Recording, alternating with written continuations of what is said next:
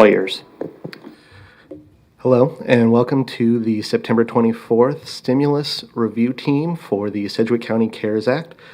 Today, we're going to be covering the updates to the county spending plan for CARES.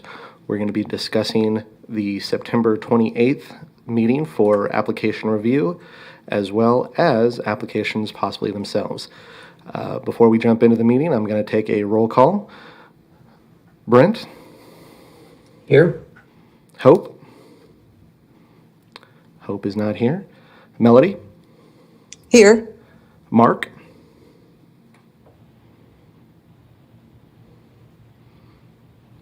I see your name up on there, but we'll come back to you. Jane? Here. Dr. Walker? I'm here. Kyle? Here. Perfect. All right. And Mark, one more chance. Okay. All right. Well, with that, Brent, I'll toss over to you for the adoption of minutes. Okay. Thanks, Aaron. Appreciate everyone's attendance this morning. Again, this is the meeting of the Stimulus Review Team. It's reviewing applications for allocation of funding under the Sedgwick CARES proposed spending plan. We're presenting this today via Zoom, as well as being live streamed on YouTube and Facebook. So if you're joining us there, we welcome you. We want to make sure that these are open, transparent, public meetings because we are awarding federal dollars. With that, I guess I would entertain a motion. If everybody has received the meeting minutes from September 17th, entertain a motion to approve those. So moved.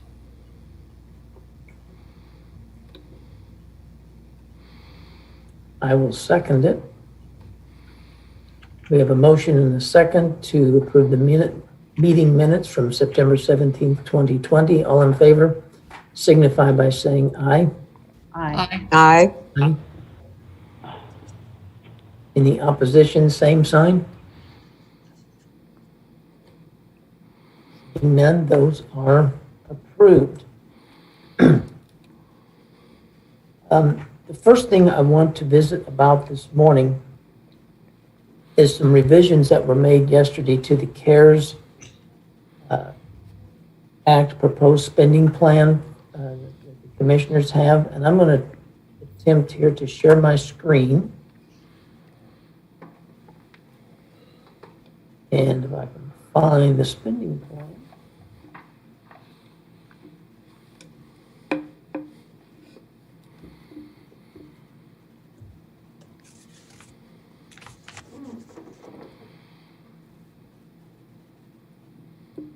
Everybody see it? Yes.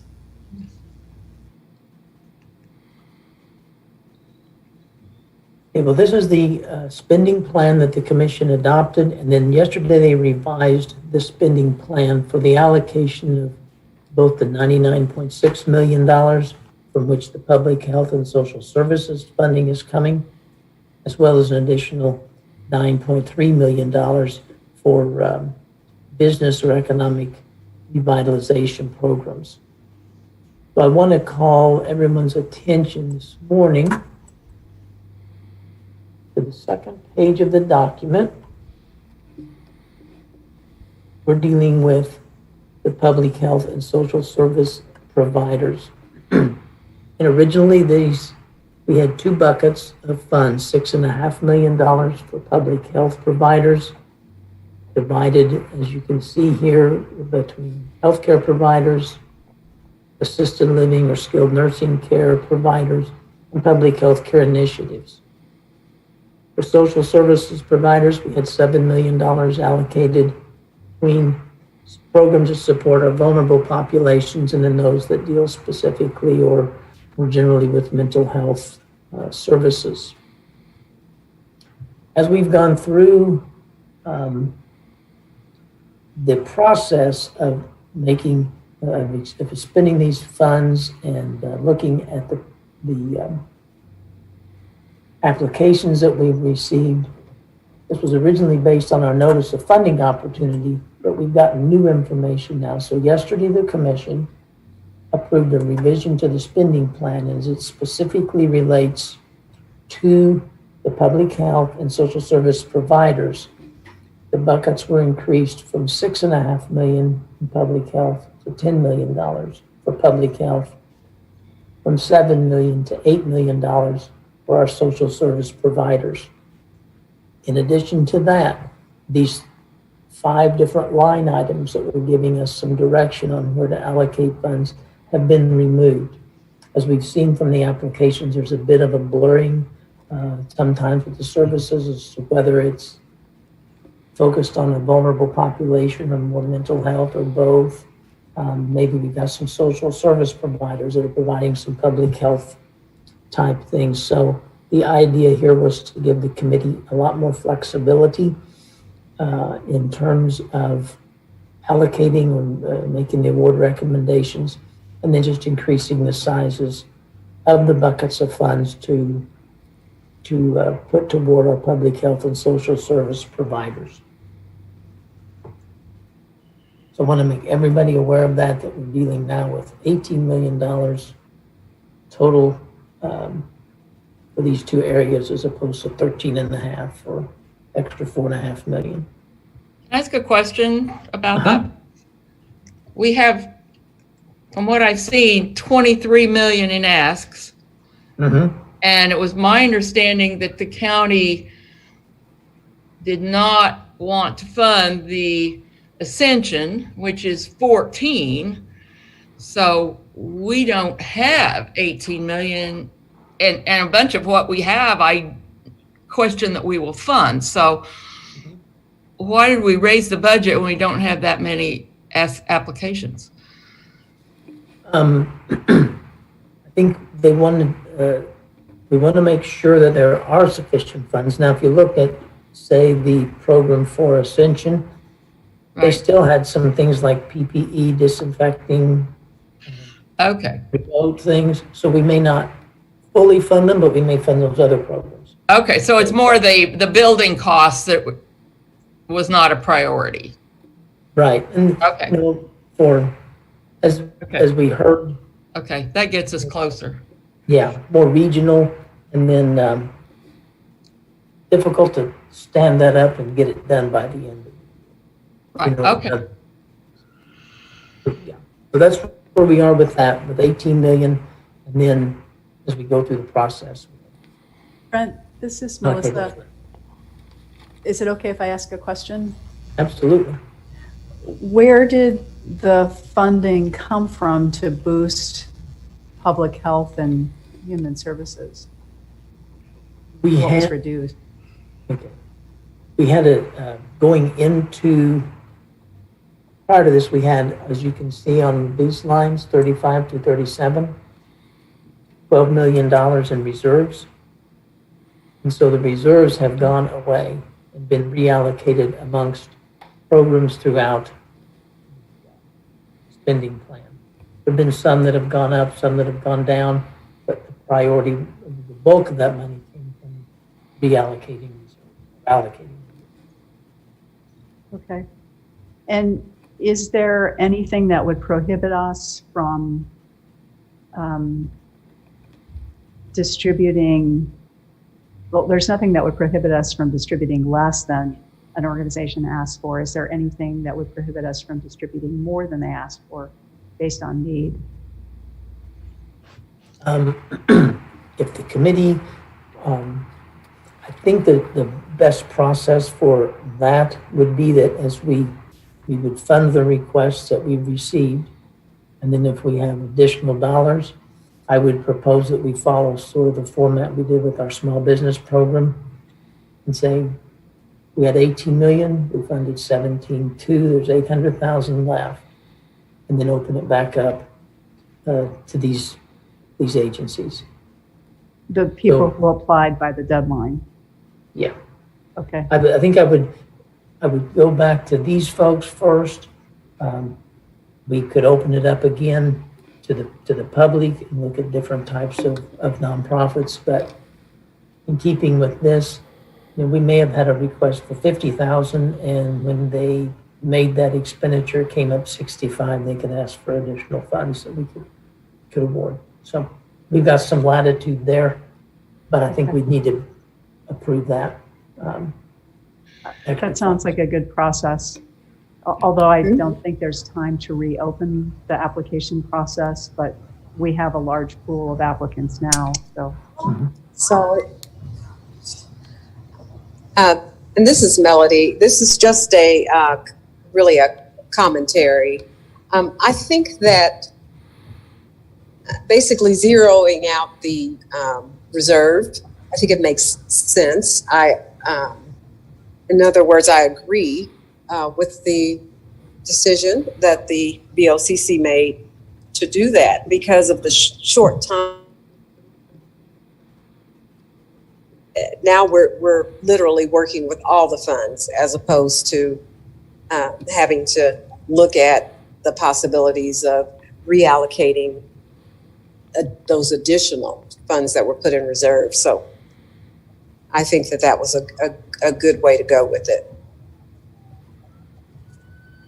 Well, they were ready to make that decision because we had more information than we had when the spending plan was approved based on the notice of funding opportunity that went out.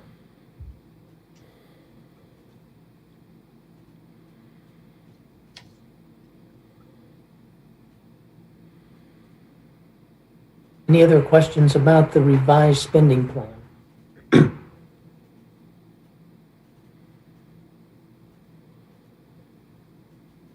If not, let me talk a little bit then about what the process looks like as we move forward.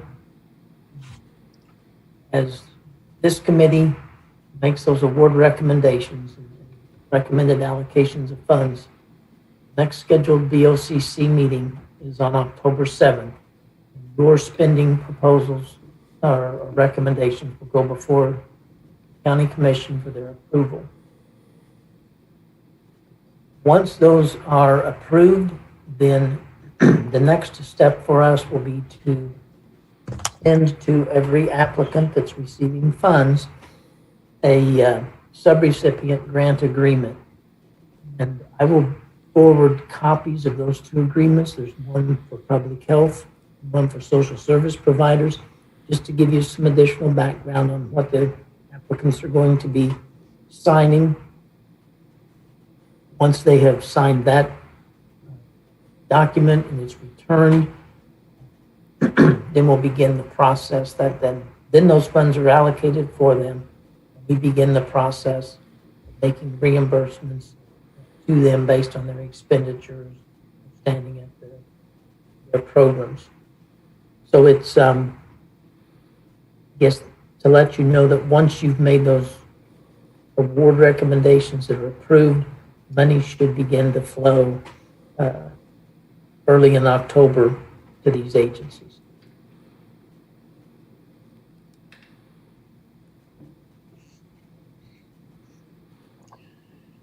Question, I guess. I am concerned that some of them are going to have difficulty spending the money by December 31st. Do we know if there are hundreds of computers out there available that they can get in? What happens if they're on order, but they haven't arrived, so they haven't been paid for? Is there some way to deal with that? Because I'm supportive of buying them. But the way I read this, most of these agencies have not already spent the money. But they all use accrual accounting, which means they will recognize the expenditure. But does that fit the CARES funding is my question. And Brent, can I jump in on that one? Is that okay? Yeah. Mm-hmm. Okay. So this is Lindsay. So the guidance is pretty clear that as long as they have made the order and have a reasonable expectation that it will be received by December 30th, which is the key date, as long as that happens at the time of procurement and the contract provides for that it will be delivered in that term, then that's fine. CARES money can still be used to pay for that. But what if they're not there? What if they Right, can't? if they're not there, it's okay, as long as it's not their fault, as long as it's because of maybe because of the supply chain issue. It specifically addresses that in the guidance that that's okay. So as Okay. long as they're doing their best and they're making efforts to get it by December 30th, and they have some assurance that from the vendor that it will be, that shouldn't be an issue. Okay, thank you.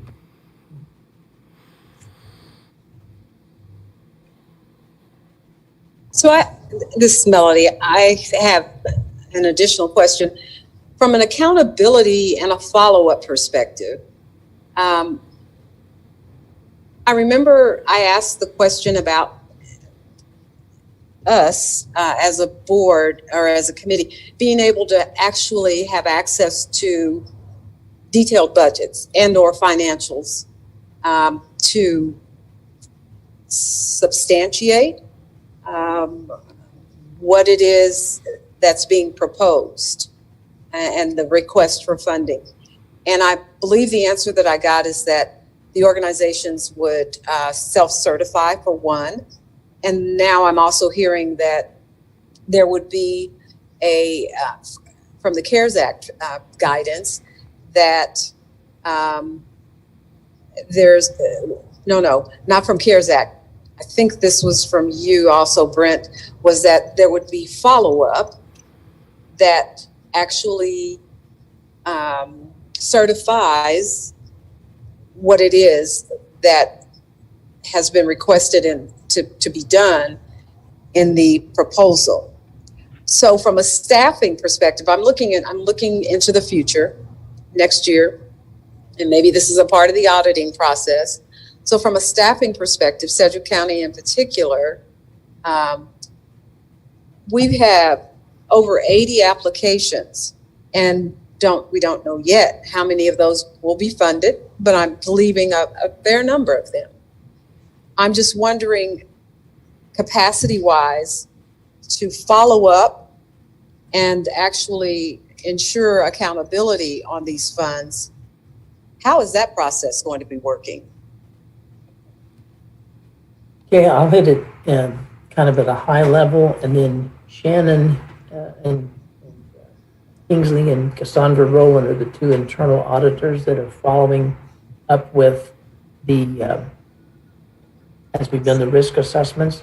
But let's assume, let's pick agency A, and they have some, they've asked for money for PPE and maybe some laptops for some remote work. So some of that money probably has been spent for PPE or disinfecting or cleaning supplies or something. So they'll give us some proof of that, and we'll release funds immediately. They will have ordered computers. We'll get that documentation, release those funds. So as we're going through this process, we're focused as much as possible on a reimbursement basis so that we get proof of the expenditure, and then we reimburse it. Then in terms of follow-up, as we move into next year, we're going to be looking at, we will have an audit of this process. And that's one of the things that we're standing up with our risk assessments and working with BKD in terms of, they're saying, have this documentation in place as we move into the audit. So we're trying to just do that as we go along and make sure we have it in place. In terms of the capacity, staff capacity, we're very busy, but we've got processes in place so that we make sure we've got the appropriate documentation.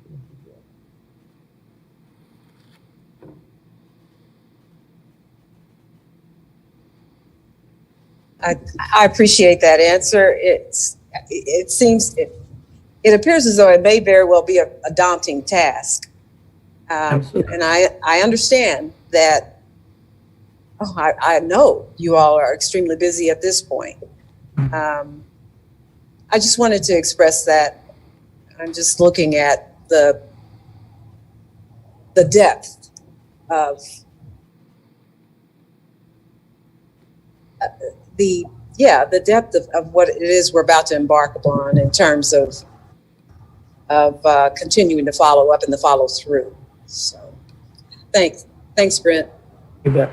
We appreciate that. And like I said, we're working hand in glove with the consultants that are reviewing the eligibility, auditing firm as they're giving us guidance and processes to stand up and follow. So we're doing all we can. And one of the things about the way we're getting the information from the applicants all electronically, and we're storing it electronically in that process, it definitely will help us as we get to that point. So we've got some tools in place, but still a lot of work to go.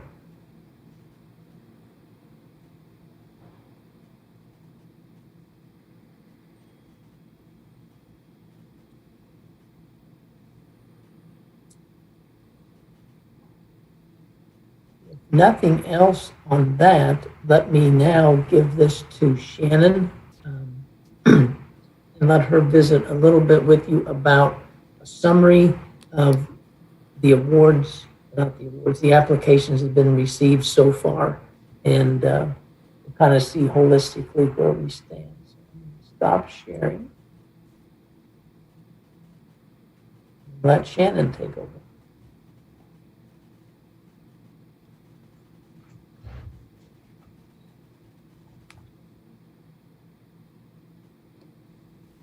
Good morning. Good morning. Morning, Shannon. Can everybody see the spreadsheet? Yes, we can. Yes. Thank you. Okay, good. Better than last time. Yeah, we're getting this down. Yeah, we're getting it down pat. This one is just updated, so it should have everything past the deadline. So there's a few new ones from the last time. So it just looks very similar to last week's. And I know you probably realized that we sent a revised one later yesterday evening after we found out one of the applications was pretty inflated with somebody just like fat fingered a number in there, so it was high. So this one should be the correct totals, and then I've got the spreadsheet with showing other funding, a self-reported other funding as well. Oh, okay. And I've compiled a list of all of the other resources we're checking, and I've got that separate. It's just a big convoluted large spreadsheet, but I've went in and checked most of these for all of the other sources. I'm not quite through all of them, but I'm not finding a lot of them getting funding other places, but I'm not quite through that whole process, but we'll get that completed here in the next few days. Anybody have any questions about this? I have one. I was going, the last one I got, I don't think, and it may be I've lost it, but I don't find an application for Rock Regional Hospital, and I don't have the revised Miracles Inc. Okay, the actual application. The actual application, I don't. Okay. I can't find it, but it may be that if somebody else has it, but. Okay, Rock Regional and the New Miracles. New Miracles one. Yes, that would make sense. That one needs to go out to everybody because that was literally changed yesterday evening. Yes. So we'll get that one. Make sure you guys get that new one. Okay, thank you. Rock Regional. Okay. Shannon, if you want to, I mean, you can open columns B and C if you want to. Okay. So we can see them. Yeah. Okay. On this spreadsheet, you mean? Yes. Talking about, okay, yeah. So there's Rock Regional right there. I can't find that one. You can't find the application. I Okay, can't yeah. find Rock. Mm-mm. I will make sure you get that. Thank you. Does everybody else have it? Did I lose it? No, this is Kyle. I don't have it either. Okay. And I can't find, I'm sure I got it at one point because I thought we talked about United Way, but I can't find that. I went through all of them. I couldn't find that one. Okay, United Way. Was United Way even on here? Oh, yeah, it is. I'm sorry. Well, I'm not sure I have that one either. Maybe I missed that one. Okay, and I think I can probably imagine what happened with Rock Regional since it's a for-profit. That was one maybe we were thinking about considering making sure it was going to be eligible, and that's probably maybe why that one slipped through the cracks as far as getting it to you guys. I don't think I have United Way either. Okay, all right, those two, and then the new miracles. Mm-hmm. All right. Yeah, so here's miracles right here and their new total. Yeah, that's a big change. Yes. Very significant. And then another one HopeNet, is that in there? Did anybody else get HopeNet? Did I miss that one too? HopeNet, that's one. I'm not sure I got that. I tried to get them in alphabetical order. But... Okay. Yeah, that's the same thing I did. I went and put them in alphabetical order and was trying to mark them off. No, I don't have that one either. I didn't do as good a job as I thought. So. Okay, HopeNet, United Way, Miracles, and Rock Regional.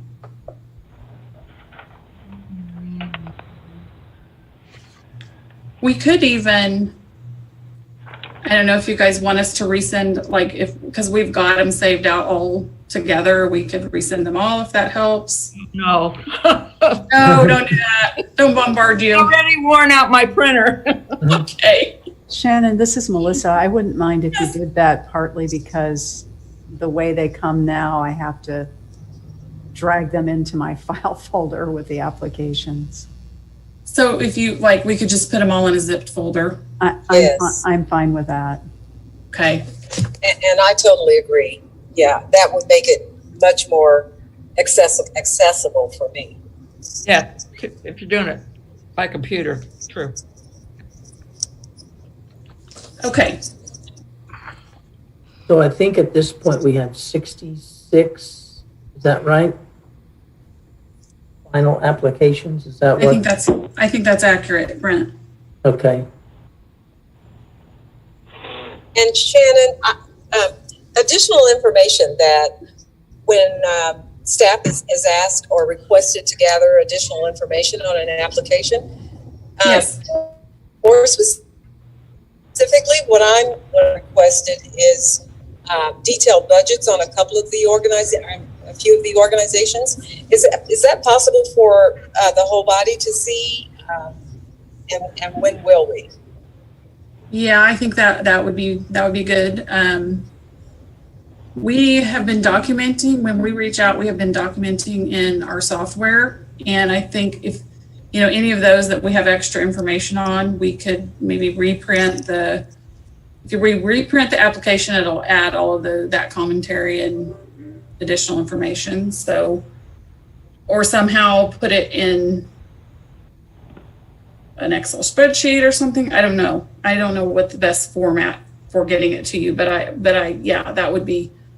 I agree that everybody needs to get that information.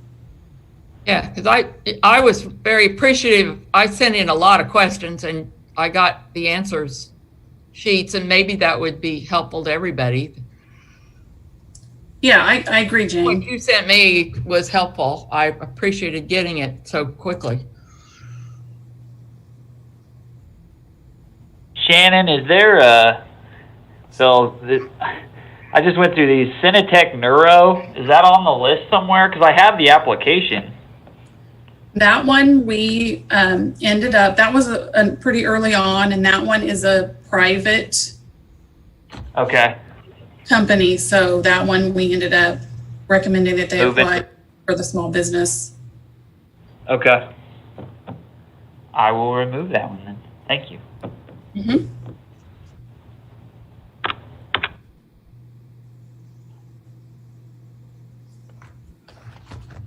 So you're finding that there's not a lot of overlap between our applicant pool and the Spark allocations for public health? Not so far. I haven't checked every single one as far as all of the sites, as far as federal, state. I've got the grants from the city of Wichita. Check those. So yeah, I'm not finding a lot so far, but I'm not complete through the list either. Okay, thank you. That's good though that you're checking, and good that there's not much overlap.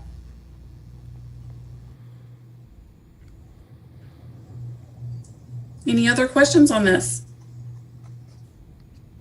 One other question about the number of applications. This is Melissa. So I think you said there were 80 applications total, but there are 66 applications that we're considering for funding. So the difference, those applications we're not reviewing were not appropriate because they were for-profit organizations that could apply for other sources of funding or for various reasons deemed ineligible.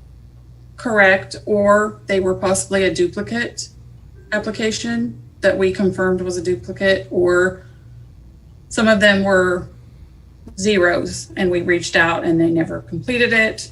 But I would say for the most part, it was ineligible or duplicates that are not included in that 66.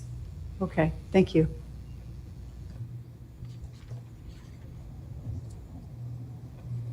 Okay, if there's no more questions, I'm going to stop my sharing here. Thank you. Thanks, Shannon.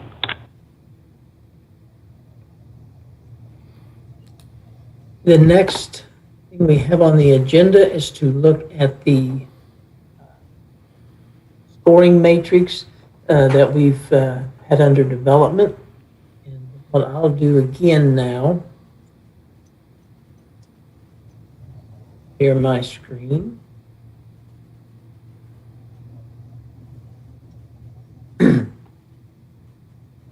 I did get some comments back from Dr. Walker. So this is where we were about the end of the last meeting. Can everybody see it now?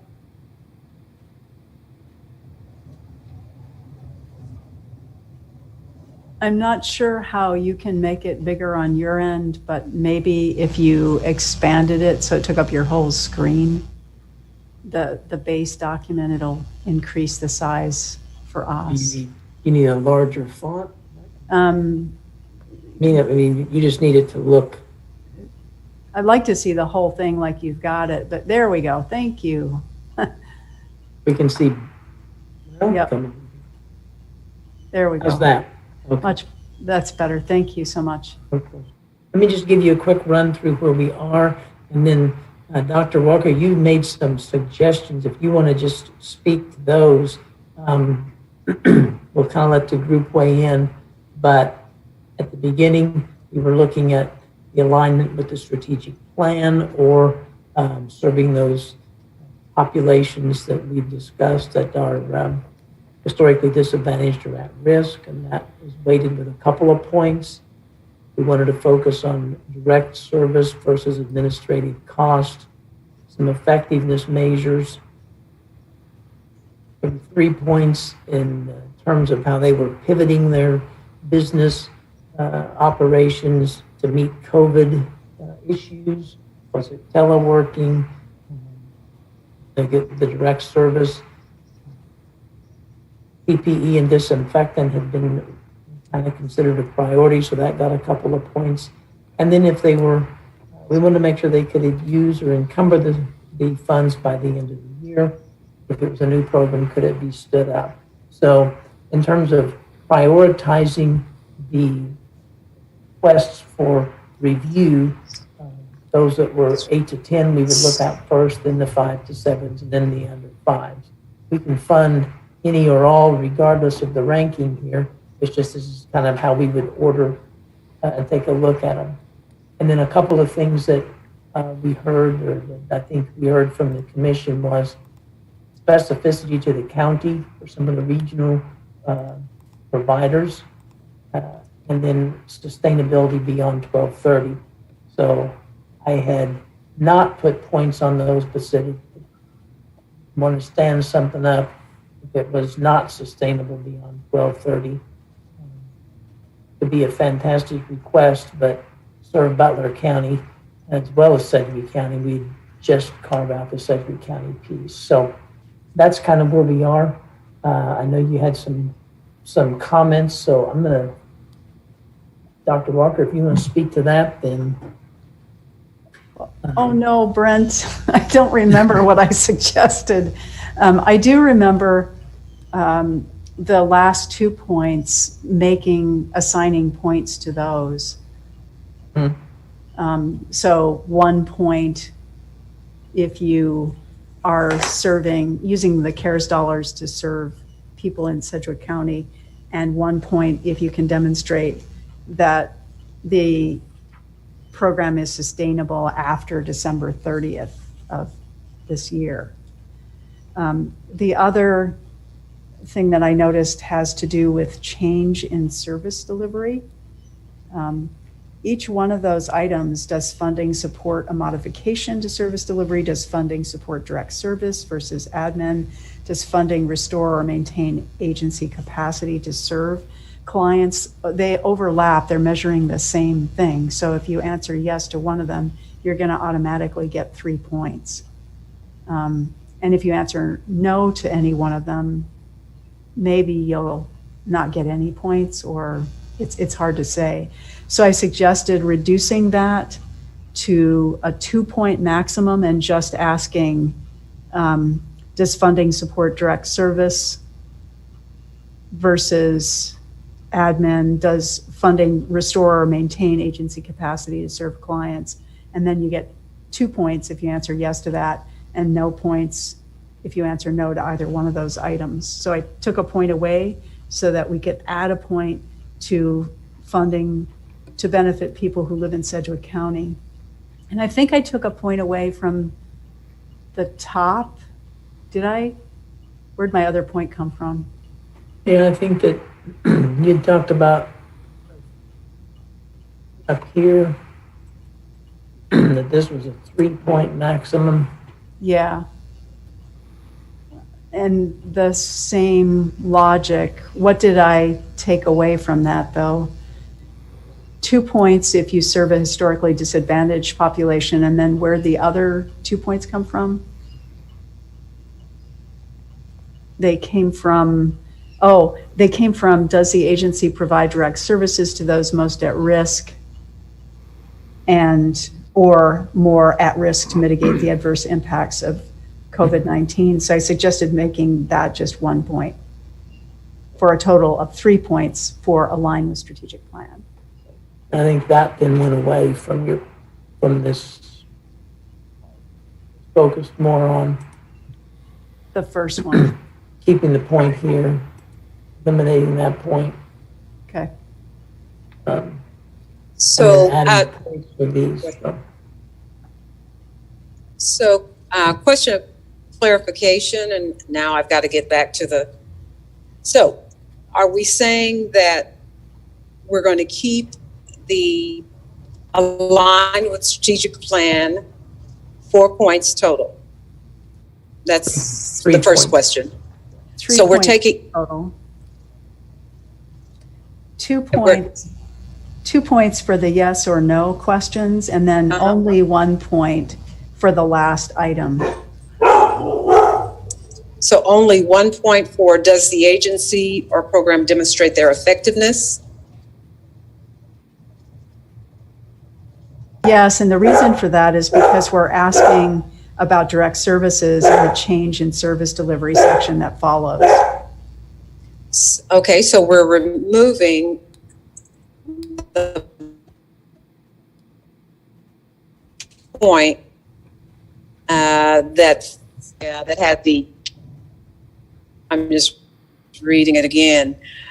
Okay, so does the agency program provide direct services versus administrative costs to those most at risk of inability to access resources, or more at risk to mitigate the adverse impact of COVID? We're taking that one away. Is that what you're saying? Yes, that was my suggestion. And based on, because I think that's the very one that literally does focus. So what were your reasoning behind that, the logic behind it? Good point.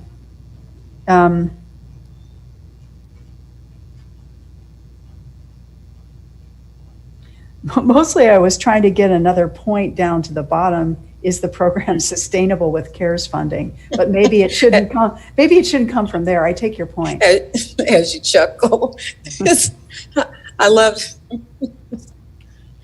Okay, That's yeah. why we're discussing. I know, and I like it to be able to, because these are hard decisions. But I like the ability to be able to think it through, and figure out, is this really what we want to do? So, yeah, I'd like to be able to keep that first point. Oh, okay. The singular point. Right. So you get a point if you're providing direct services to those most at risk. Mm-hmm. And you get a point if you're able to demonstrate effectiveness through clear program outcome measures. Well, that would leave the total area at the 4 points. Right. But I'd like Correct. to see those separated because they're together now. Oh, okay. Oh, okay. Well, I don't have a problem with that. I believe that both are important. I do, because outcomes produces true benefits and to be measured. So yes, I totally agree. Okay. Question is, how do we do? Well, I finessed the required points. So what I was trying to do was award a point if the request was specific to Sedgwick County, but we don't have to award a point for that. We can just make that required. You have to do that. There you go. Just like on the last set of items, does the spending request respond to current COVID-related needs? We're not awarding a point for if this program is new, you can demonstrate that it can be implemented to meet the 12/30 deadline. That's a requirement. They just have to do that. We don't have to. That's the answer to that question has to be yes. Just like the answer to the Sedgwick County question has to be yes. And there don't need to be points assigned to it. Mm-hmm. Yeah. So there you go. You got your 4 points. You got it. I still like the idea of adding a point for making the program sustainable beyond 12/30 without CARES funding. And I got that point by taking away one of the points associated with changes in service delivery, because I felt all 3 of those items were asking exactly the same question about direct service. So I'd rather just weight that less, so 2 points. Plus we asked about direct service in the first set of items align with strategic plan. So I think we clearly have multiple measures of whether or not they're using this funding for direct service.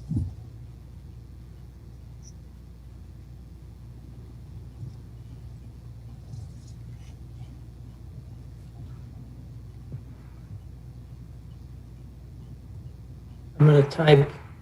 You guys tell me what you think. Okay.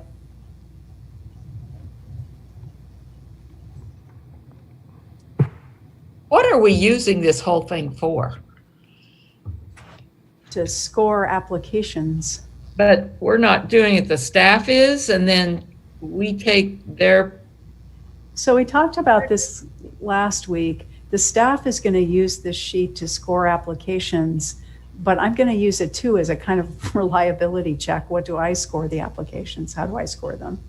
Okay. But I don't think we have to do that.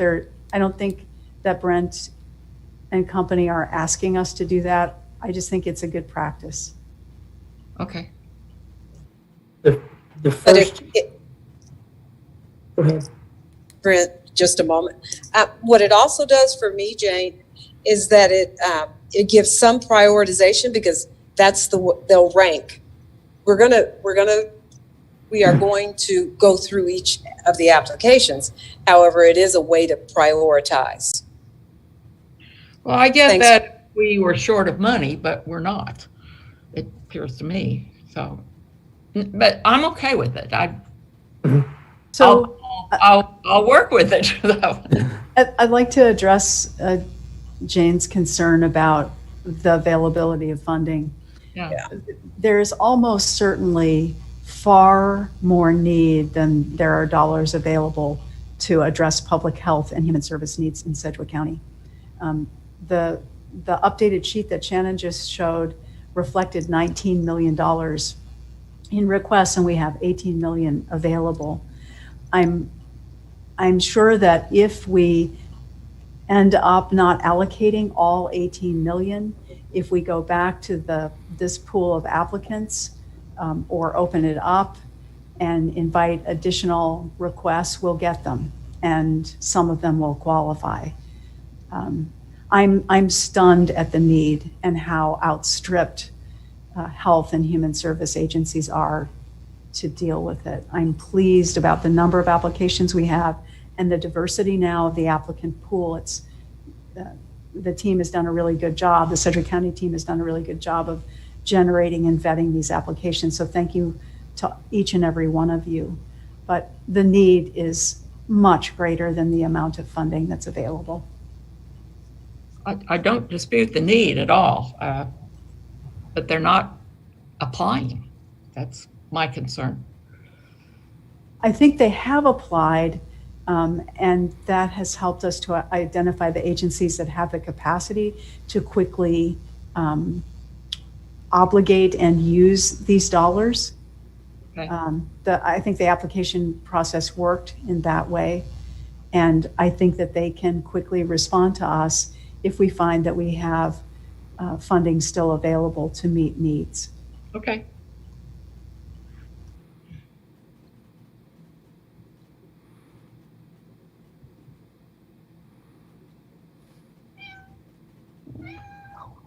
After all that conversation, I pretty much forgot what I was going to put in this box.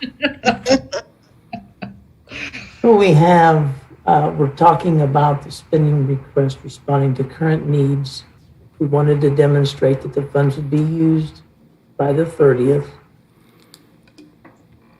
So speak to this second box. It looks like you're on the first set of items having to do with align with strategic plan. And you've separated those last two items, and that's just what we were talking about doing, assigning 1 point to each of them.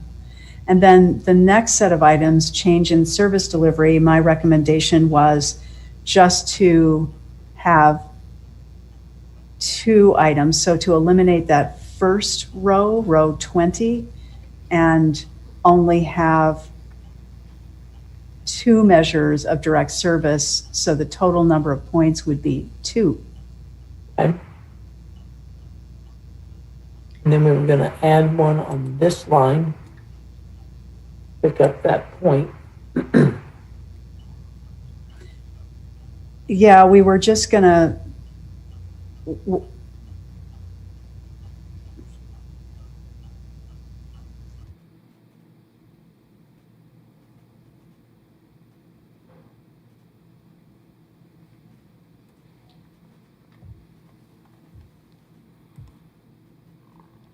the point that we gained there, we were gonna add to, is the program sustainable beyond December 30 without CARES funding? The item at the very bottom.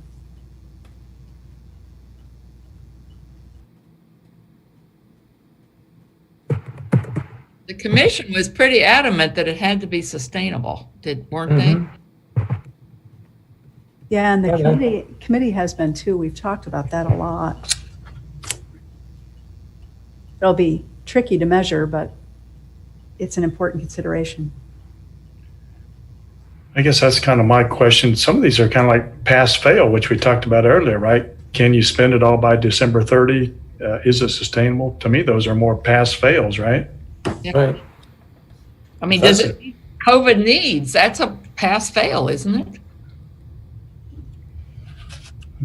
I don't think sustainability is pass fail. Yeah, that's either you are or you aren't. That's the difference to me. That's you're either sustainable or not sustainable, and you're either going to get it done by December 30th or you're not going to get it done by December 30th.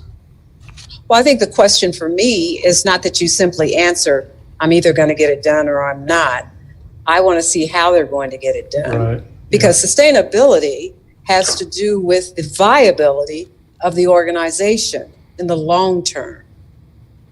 So that's what I would be looking for.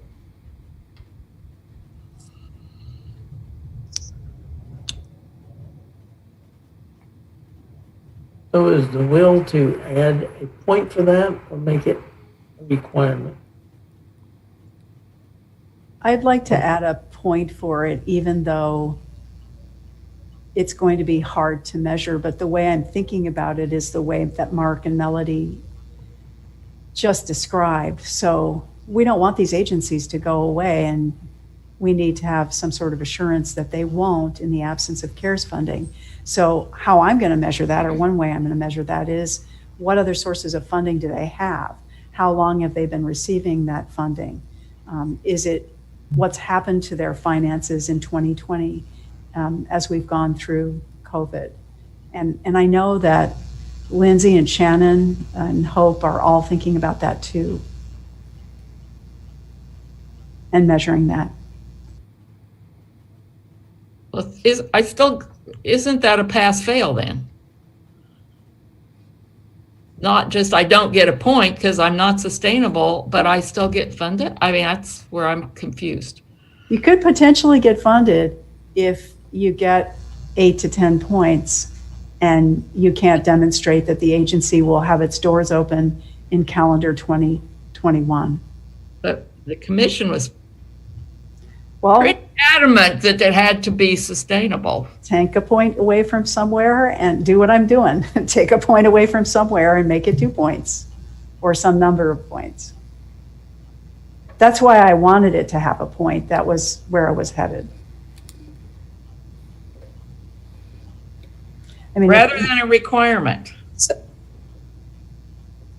You don't want it to be a Yeah, I hear what, excuse me, Jane. No, I hear what you're saying now. Yes, I think that's because I think I'm reinterpreting it where the pass fail is meaning it should be a requirement. Right. Because you got to have it. So I get it now. I was thinking a little bit differently before. I'm thinking about it on the long term versus you either have it or you don't. But that sustainability is looking, at the long term. So I think it does need to be a requirement. And I know, Dr. Walker, we've talked about that before. So let's look at this being a requirement. Or why not?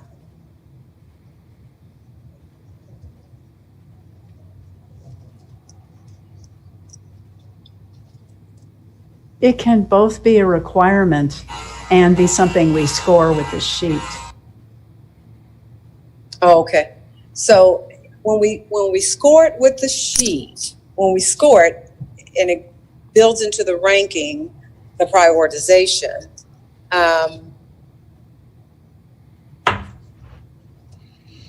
I'm just thinking through the benefits. If it's a requirement, And they have to get a point.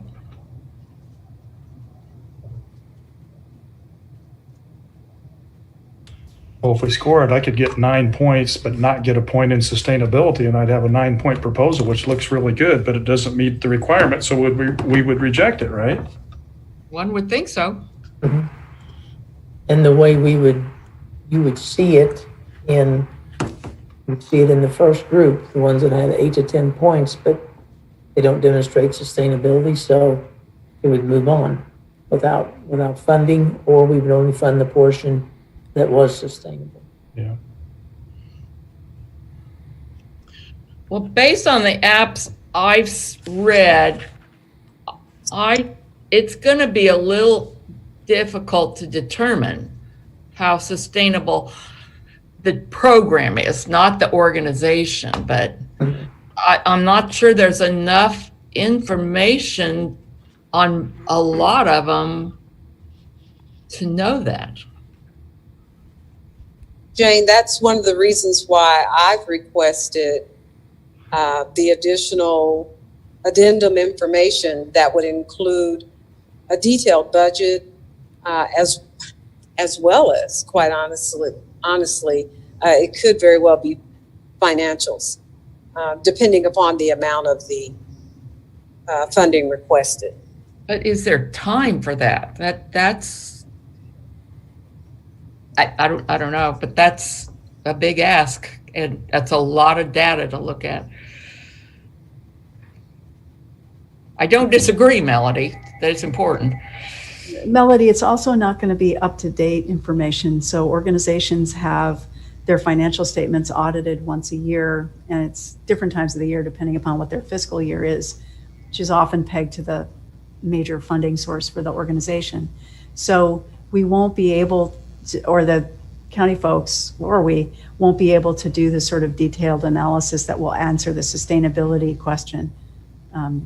We're going to have to go based on how the agency performed in 2019 and 18 and before all this COVID stuff, and hope for the best.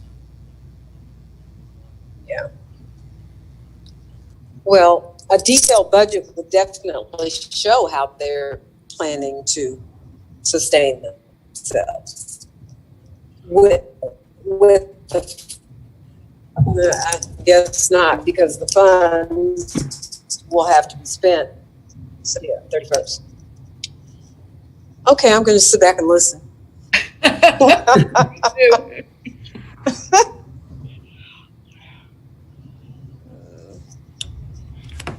Well, this is probably an imperfect solution, but maybe in deference to what the county commission told us, and in deference to the fact this is a lot more subjective rather than objective, maybe we could just ask the agencies for things that we think have sustainability characteristics, like new people or whatever, and get them to give us some kind of assurance that they intend to make it sustainable. And at least then we could tell the county commission, we couldn't particularly measure it, didn't have time, but at least we expressed your wishes to these agencies, and they told us in a non-binding way, obviously, that they understood the importance of sustainability and committed to try to keep things sustainable. That makes sense? That's a very imperfect solution, but I think there are two levels to this. One is the very, very detailed, in-depth financial assessment that is being guided by BKD and engaged in by the county finance staff. I completely trust your assessment of the financial condition of the agencies that have applied. For this group, I do think we should ask a question about the sustainability of the program or activities that COVID dollars are being used to the extent.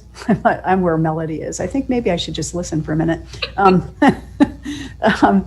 I think it's worth including in this prioritization sheet a question that gets at the reason you modify your program or the way you're delivering your services is that so you can keep providing direct service. And we want to be able to assess the degree to which the agency will be able to continue to do that, to provide services after the CARES funding ends on December 30th. And that's what this question is asking. Does the program demonstrate sustainability beyond December 30th, 2020? In other words, can you keep delivering services when the CARES money goes away? The very services that we're supporting modifications to so that you can deliver them. That sets the whole finance stuff aside, makes it a requirement. They have to meet the county requirements in terms of their financial condition, their current condition. I think the county is more likely to have current financial data from these agencies, or can get it. If they feel comfortable, I feel comfortable But this is about the program, about the services, and what happens to them when the CARES funding goes away, which tilts in the direction of supporting requests to get computers, to upgrade technology, to do things that will allow agencies to provide health and human services without having direct physical contact with people.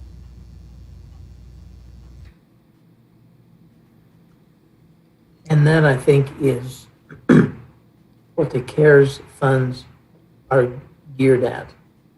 How do you meet the current need or respond currently to the problems due to the pandemic when in delivering those services?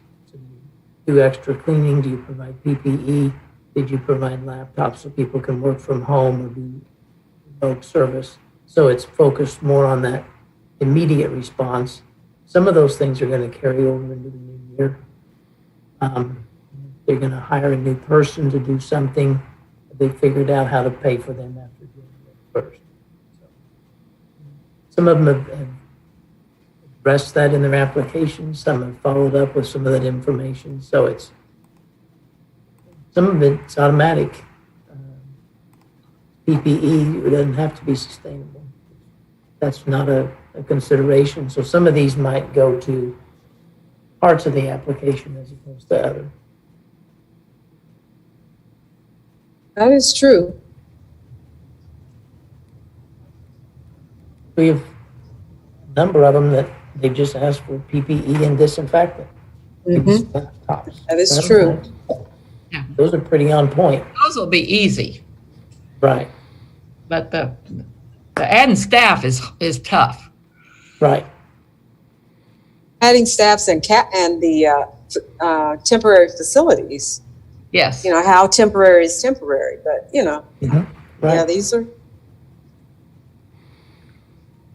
And I agree, Dr. Walker, that once the organizations are financially vetted by county staff, I'm good. But I would like to see a budget, though. You know, that's just that's just a dream. It's a dream of mine.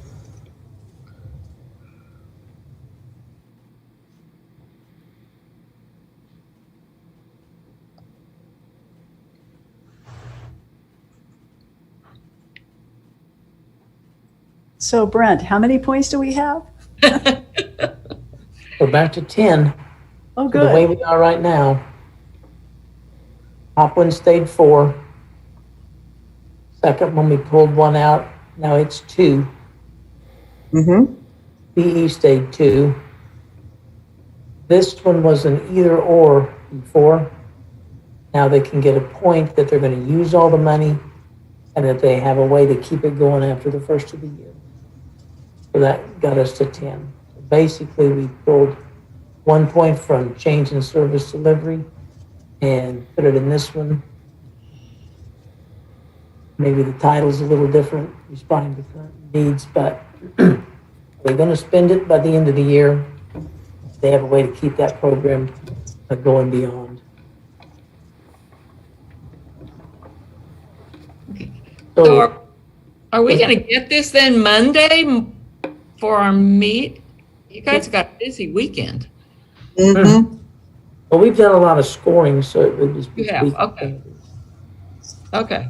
And then we'll get it Monday and Or use before. it in our work Monday.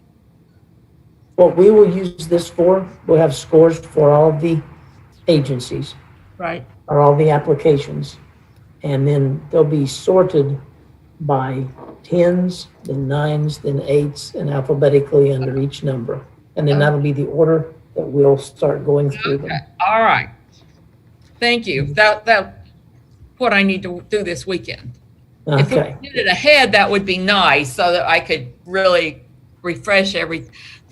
These all run together after a while when you read that many of them. So that would be helpful if we could get it before Monday. We'll At least get it. we have, even if it's not everything. Mhm. Another thing that has been brought up, and defer to the will of the group here, if you would like, we can separate out all the PPE and disinfectant. So if we have an agency that's all they're asking for, we can take all those up as a group that we had talked about before, and then we wouldn't necessarily, we can just review those pretty quickly and perfunctory as we go through it. Now, there are a couple that I've seen that they have a low priority score or a low ranking, but they're just asking for PPE. So we can address that as we get to them, but we could separate those out and if we want to approve that, because it's been a priority of the commission and just completely on point with CARES, we could do that and then look at programs. We could do the same with technology. So we could look at these in terms of the type of expenditure if you want to see that. Well, I'm okay if they've only asked for PPE, but if they've asked for several things, isn't the commission gonna kind of then you've got different motions, don't you, going to the county commission? Let's One say for them. Okay. I think how I would try to package that for the commission. Let's say I'm an agency and I've asked for $20,000 in PPE and disinfectant, $10,000 for a couple of laptops and some technology, and then I've got a program that I'm standing up, and that's $50,000. So I've got an $80,000 total request. If the committee said we're going to pay for all PPE and disinfectant, there went 20. If we are then doing the technology and they funded that, but we got to this other one and we didn't think it's a sustainable program, so we don't fund it, then that agency's $80,000 request gets funded for $30,000.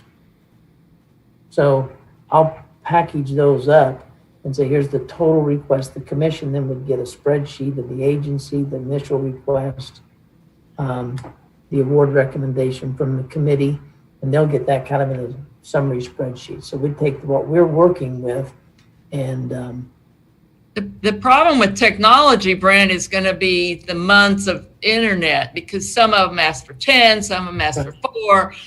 You can't take them as a whole. You've almost got to go down through every one of them. Sure. Because they're not just laptops, it's all these other things that they've lumped in there. Right. But if they've asked for 10 and you are at 9,500,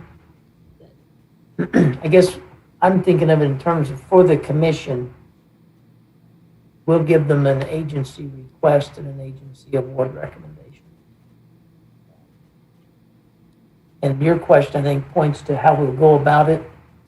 If we do the PPE and the cleaning stuff and just move it off the table because we've approved it, we'll just focus on these others. And then those agencies, we just give you a summary on Monday that says, here are the ones with PPE and disinfectant. You want to improve them, and we do, then we move forward from there.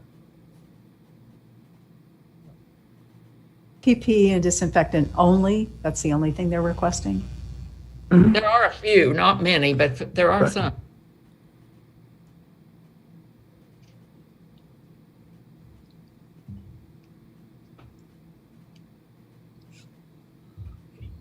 But we could approve, I guess the question is, if this group wants to approve that for all of these applicants, do that, we can kind of pull that out of the spreadsheet and say columns A and B are done.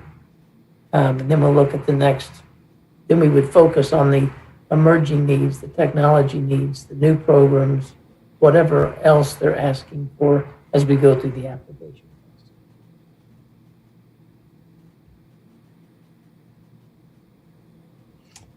So we think the hospitals did not get that from the other funding they've gotten. That would be my only concern. Okay. Otherwise, I'm okay with what you want to do.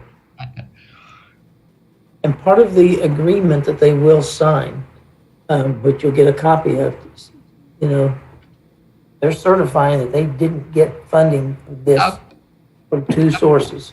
They're Okay, gonna tell us that. okay.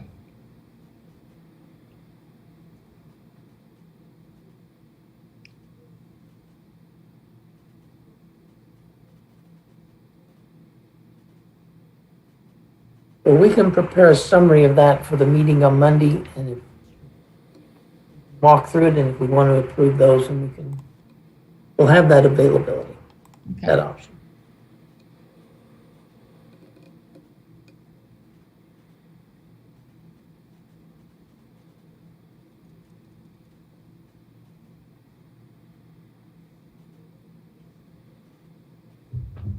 Are we good with the scoring matrix where it is?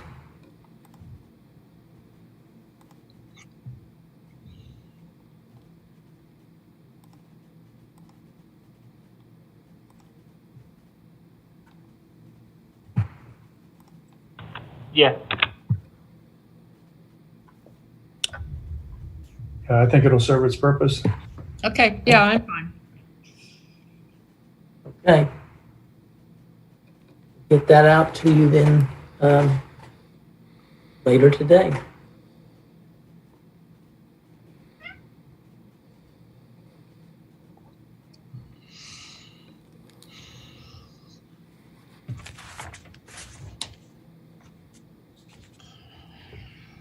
So in looking at the rest of the agenda for today, we'll continue to review applications. We will get to everyone scores for all of the applications. Aaron will give you some further instruction and emails about the meeting on the 23rd. We will group the PPE and disinfectant into a separate category for all the applications so that we can look at that one item if we choose.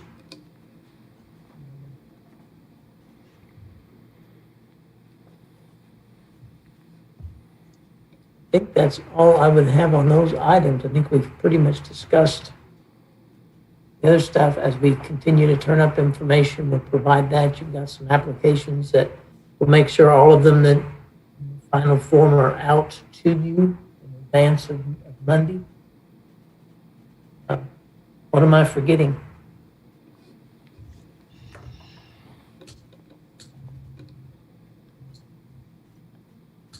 Okay, I think you're good, Brent. Hey, Brett, just to help us plan our weeks, we're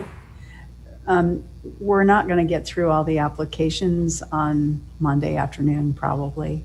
no. So can we set up dates and times further in advance so that we can all block out that time? Sure. Idea. We won't get through on Monday. Probably not. We could book, let me look at a calendar.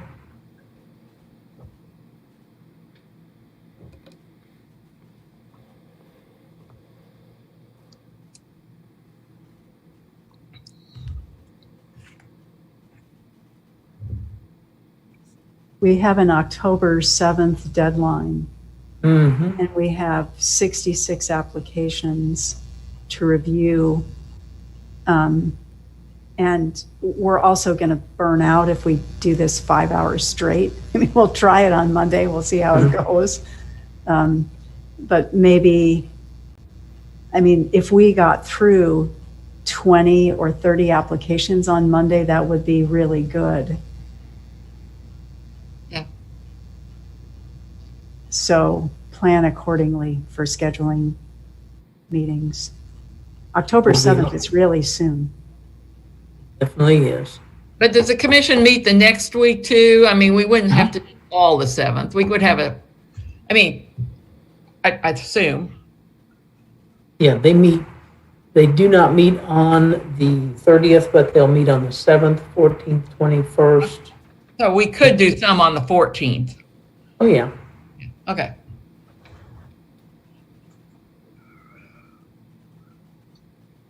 I could see about, we could look at Tuesday afternoon if we want to continue and try to front load this and see how far we get. That would give us Monday, potentially Tuesday afternoons, and then we could have our regular meeting on Thursday morning.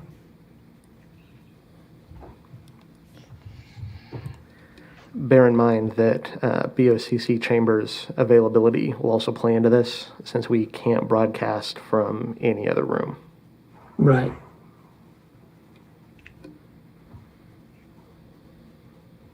That's why I'm staying away from Wednesday because, well, the 30th, there is no BOCC meeting, so it should be available then. So we've got Monday, Tuesday, and Wednesday. Tuesday morning is likely off limits because it's typically a BOCC staff meeting. So we could do it on, we could book that room from noon to 5 probably on Tuesday and Wednesday and use it as Hey, Brent. we need. Brent, Yeah. hey, Brent. So they're going to probably have a special meeting at some point next week to get a WSU agreement set up for testing. Since they want to get that lab set up October 1st. So we might try and stay away from Wednesday if possible, because I think that's probably the soonest we might be in a position to actually bring them an agreement or something. So, Okay. sorry. That's okay. That's good information. I've got a WSU audit meeting on the 29th, probably not till 4 though. So Okay. I miss that because it's once a year.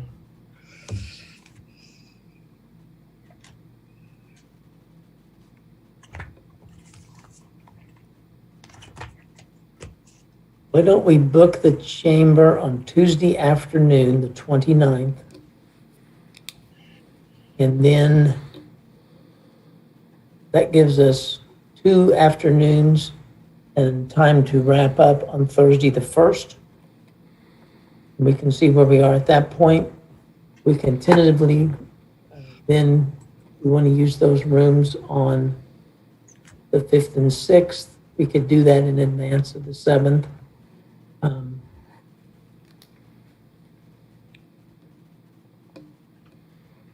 Other than your conflict at 4, Jane, does anybody else have a problem booking Tuesday afternoon, the 29th? I can move things around. That's the only one I can't, and it's a Zoom meeting, so I don't know. I chair that committee, so I'm not sure I can miss it. Okay. And I don't know if it can be moved or not. I don't think it can. And I will check with the BOCC to see exactly if the room will be open then, as well as our communications team to make sure that there's somebody here to actually broadcast the meetings. Okay, so the meeting on Tuesday, the 29th will be from noon until 4. Have I got that right? That's what we're looking at right now. Okay, I've got it. So get lots of sleep this weekend. Absolutely. That's a long meeting, 2 days in a row. Mm-hmm. It Are sure you gonna- is. Brent, so I'm going to come on Monday in person there. Tuesday, I probably won't be able to make it, but I can Zoom in. I might be a little bit late. Are you going to have Zoom available? Yes. So all of Okay. them, yep, they're all going to be Zoomed because then that sets us up for the live stream on YouTube and Facebook. Gotcha. Thank you.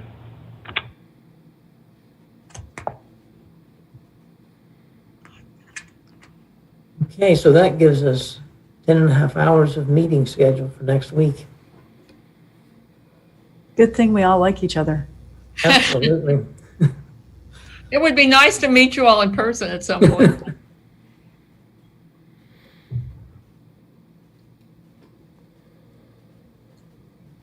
Anything else this morning?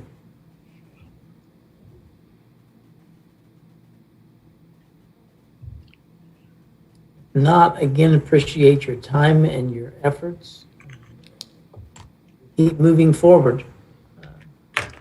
We have a motion to adjourn. So moved. Second. Moved and seconded to adjourn. All in favor?